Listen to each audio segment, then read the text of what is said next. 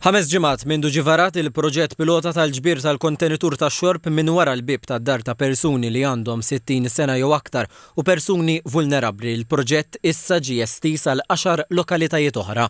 Il-Ministeru għall-Enerġija u l-Ambjent qal li l-lokalitajiet li fihom ġie estis dan is-servizz huma Santa Venera, Iż-Żurriq, Ħalsafi, Ħalkirkop, Ħattart, Ħażabbar, Witilgħajn, Ix-Xajra, il-Mosta u l-Imġar. Is-servizz huwa disponibbli wkoll għal dawk li għandhom il-Blue Badge.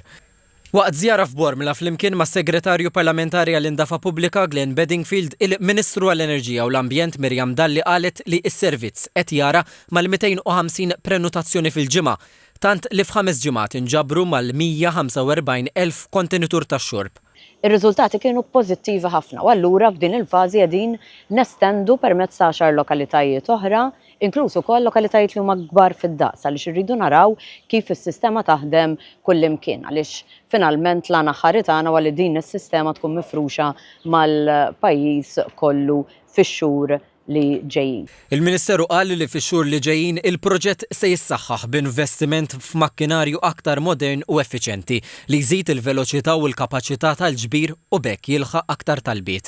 Ċifri tal-Aġenzija Circular Economy Malta juru kif l-aċċessibilità tal-magni pubbliċi fissi żdiedet tant li l-magni kellhom żieda fl-operat ta' 4,800 siegħa f'xahar biss meta mqabbel mal-istess xahar is-sena li għaddiet. Is-Segretarju Parlamentari Bedingfield attribwixxa dan għal tmexxija aħjar ta' siti mill-operatur u l-għajnuna li tat Clean Malta sabiex il-magni jitbatlu aktar malajr. U għażid jgħid li dan is-servizz ta' bib issa jkopri 30 belt u raħal mal-pajjiż u l-prenotazzjonijiet jistgħu jsiru mit-2 sal-ħadd b'telefonata fuq in-numru 1718 jew b'email fuq bcrs.cleansing@gov.mt.